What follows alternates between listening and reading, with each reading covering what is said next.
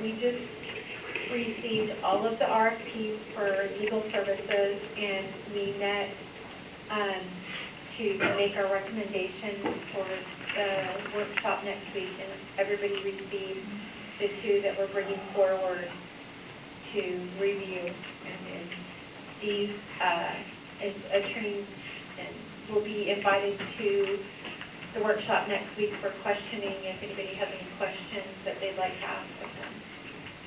And then other than that, Gary Halsey's on the governance committee, so you'll need to put him on the side. So, anybody interested?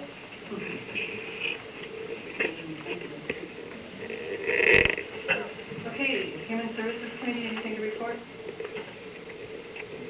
Human Services met on the 14th prior to the meeting that day. Unfortunately, I wasn't able to attend, so I'm not sure exactly what was discussed. They gave a report at that council meeting. I don't remember. And then the next one is May 6th. At least that's what's on the Yes. calendar. Okay. Yeah, okay. Putting it on. Public Safety Committee. We're going to schedule a meeting real soon, right? Now, again, we're going to be short of person. Still have one. Okay. Public Works Committee? Report? No? No? You guys meet next week, don't you? Yeah. Yeah, okay. Okay, Technology Committee? We haven't had an opportunity, we haven't had a need to meet recently, so we... 15th is scheduled. At 5?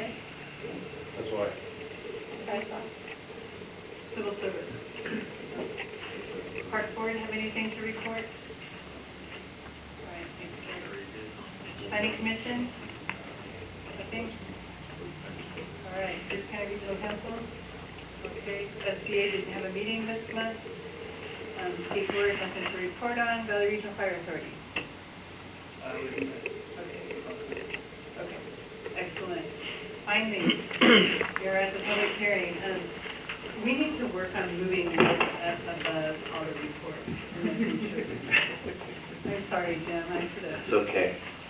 So we'll now open up the public hearing. Thank you.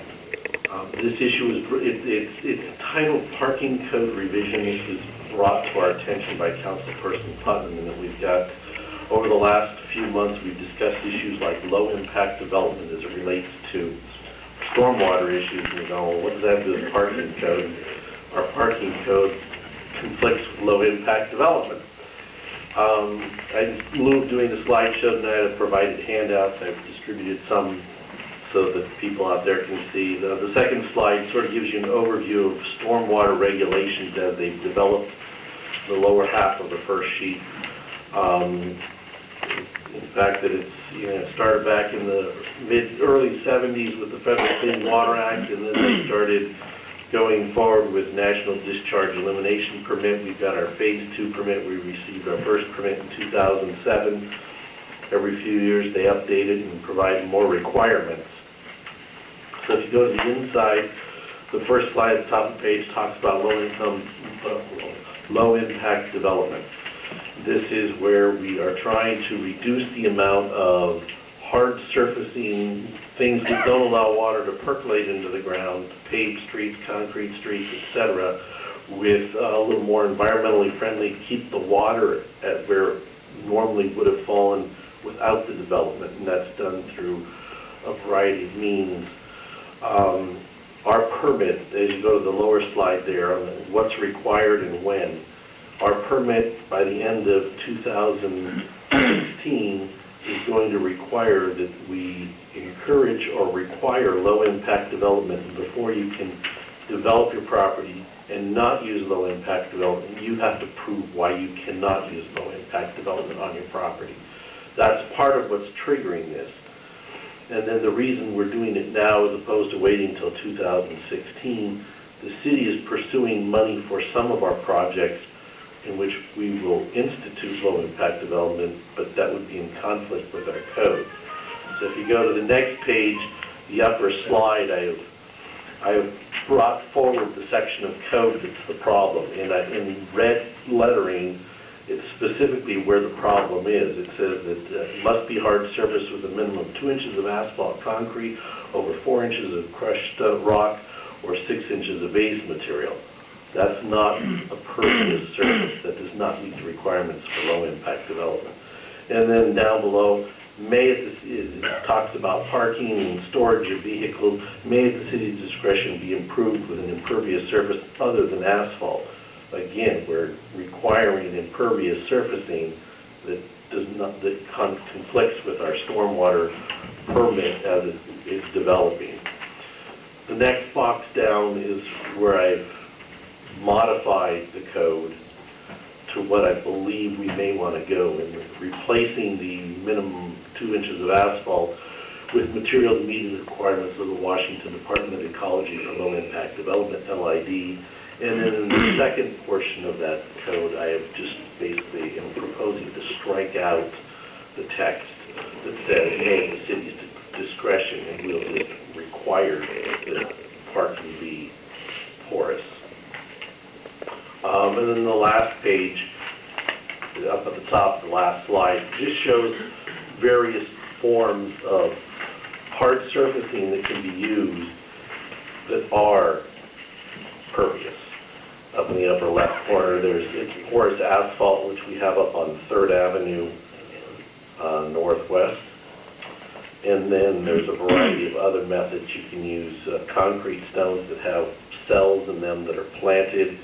They've got plastic mesh grids that they put down and still grow grass on, but they've got this balance of rock, so it's a hard surface. Works really well for parking lots because most of the time the parking lot's not always full, so instead of going out and sweeping your parking lot, you go out and mow it. And that is the presentation. I do not have an ordinance to change this code because this impacts development regulations. There's a process that requires us to have a public hearing for it. That's why we're having this public hearing this evening. And I anticipate that in your workshop next week, I'll have a formal ordinance written up. Unless there's some questions and you want to tweak the language a little bit from what I'm proposing. Yes, sir. So if I understand this right, does that mean in commercial areas, the parking lots are going to have to be a pervious surface now over asphalt after 2016? Some type of new parking lots will have to be some type of pervious paving, yes. Unless they can prove that they cannot meet certain requirements, because there are some conditions in which pervious pavements won't work. And so if they have an engineering report that says this will not work and here is why, then they would be able to go with traditional methods. However, it means they're going to have larger stormwater facilities, et cetera, which will increase their costs.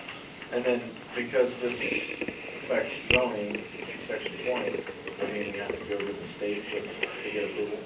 It'll be sent to the state for review and acceptance, yes. Yes, sir. So the proposed language doesn't mention the exception. Right. So do we need to word that in here? Because if we're granted the exception, we're in violation of our code. Where the exception is the stormwater manual itself. Stormwater manual itself says you must use low-impact development unless you can prove that it won't work. Trying to strip some of those things out of the code so that you're not finding these contradictions as much. Because we've already adopted the stormwater code from King County and let that sit as itself, and as it's modified, it will meet the regulations with the Department of Ecology. Any other questions from council? I do note that the parking area design specifically applies to public and private parking areas except for single-family and duplex. Do we need something for single-family and duplex to meet state requirements as well, or is it only on multifamily and commercial? I will have to look into that. As I recall, single-family and duplexes allow for pervious parking areas.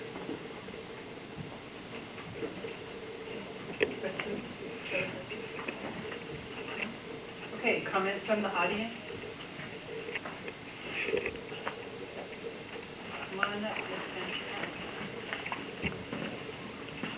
Okay. Jean Fancher, 37248 55th Avenue South. I'd like to draw your attention to the map on the wall and look at all the gray areas, which is impervious surfaces. And then each one of those impervious surfaces, be it a house or a parking lot, generally has some kind of fill underneath it that doesn't really hold stormwater, which means that stuff is running off into the ditches and going into the river, and it's not clean. If we're to maintain the intent of the Clean Water Act, which is the waters of the state and nation and of Pacific shall be clean enough to drink, swim in, and eat the fish from, changing to pervious parking is really a good idea. It may not take all the contaminants out, but it does slow it down and it gives the ground a chance to do something. And the other thing is, some of the pervious parking designs that have grass have some water uptake. Are also designs, low-impact developments and even zero-impact development designs that mimic the natural forests that we had that slowed the runoff down and had infiltration at about an 85 to 95% rather than pervious, which is 100% runoff, 100% runoff. Right now, everybody down in the valley lives in a big bowl, and the more rocks you put in the bowl, the higher the water table goes. So this would help lower or keep the water table from going up too much faster. So I'm in favor of this, and I'm also suggesting that Mr. Putnam and the others who are concerned with residential development look into requiring pervious surfaces for a bulk of the residential driveways and parking areas. We do have a regulation that limits impervious surfaces to 50% of a lot, but you'll notice that even on the small lots, you're getting over 50% when people add unlicensed or unpermitted driveways, as the one at 111 Milwaukee, where the little yellow bug lives, and some other places in town. So I'm just in favor of it. Thank you. Thank you. Any other comments? Second call for public comment. Third call, public comment. Public hearing is closed. Thank you. Thanks, Jim. Appreciate it. Poor guy. Okay, next item on the agenda, resolution number 2014-150. That was you. Well, as you know, we're going out for a number of grants for improving bicycle facilities in the city, and as you may know, next month is recognized by the Federal Highway Administration, the State Department of Transportation, and various city, state, and local governments as Bicycle Month. So this is a resolution of the City of Pacific declaring May 2014 as Bicycle Month in the City of Pacific. And I would like to move to adopt Resolution 2014-150 declaring May as Bicycle Month in the City of Pacific. Second. Okay, Councilmember Putnam would like to speak further.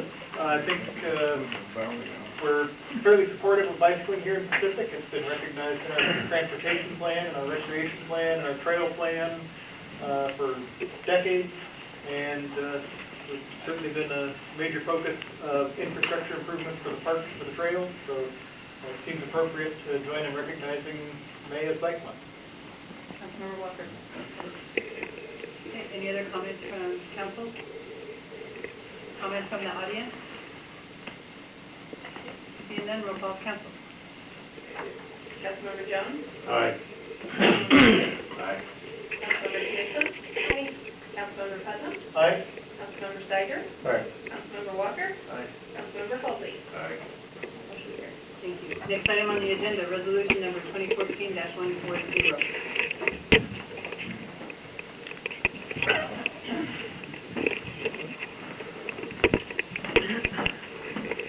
Resolution number again? 2014-141. This is a resolution, this is reducing the budget for AHBL. for the Milwaukee Boulevard LID. This was a contract that had to do with our stormwater grant, the scope of which we have changed because of some of the requirements that were involved with it. Questions? Council pleasure. Move to approve resolution number 2014-142, or 141. Second. Second. Okay, Councilmember Halsey, would you like to speak to your motion? Just amending the contract to city law. Councilmember Steiger? That was discussed at the workshop. Any other comments from council? Comments from the audience? Seeing none, roll call of council. Councilmember Cave? Aye. Councilmember Smithson? Aye. Councilmember Putnam? Aye. Councilmember Steiger? Aye. Councilmember Walker? Aye. Councilmember Halsey? Aye. Councilmember Jones? Aye. Motion carries. Thank you. Next item on the agenda is resolution number 2014-142. This is a resolution amending the contract with AHBL to specifically have them design certain outfalls that have been determined to be most in need of redesign for the city. Council pleasure. There's motion to approve 2014-142. Second. Okay, Councilmember Steiger, would you like to speak to your motion? Again, it came up, we discussed it at workshop. Okay, Councilmember Case? I have no further comment. Okay, any other comments from council? Comments from, Councilmember Jones? Just wanted to let everybody know that wasn't here, this money's covered by the grant. This is all covered by the grant, yes. Any other comments from the audience?